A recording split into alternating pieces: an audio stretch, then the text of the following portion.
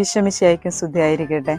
നമ്മൾ ഈശോയുടെ ജനന തിരുനാളിനായിട്ട് ആഘോഷിക്കാൻ ഒരുങ്ങുകയാണ്. അതിൽ ഹെറോദേസ് രാജാവിനുള്ള പങ്കിനെ കുറിച്ചാണ് ഞാൻ ഇന്നോട് പറയുന്നത്. ഹെറോദേസ് രാജാവ് BC 37 മുതൽ ക്രിസ്തുവിന് ശേഷം 4 വരെ ആയിരുന്നു ഹെറോദേസ്. യഹൂദരുടെ രാജാവായിരുന്നു. റോമാക്കാർ ഇദ്ദേഹത്തെ രാജാവായി നിയമിക്കുകയും ഇദ്ദേഹത്തെ യഹൂദരുടെ രാജാവായി അറിയപ്പെടുകയും ചെയ്തു. ഒട്ടനവധി കെട്ടിട പ്രവർത്തനങ്ങൾക്ക് പ്രശസ്തി കേട്ട വ്യക്തിയാണ് ഇദ്ദേഹം.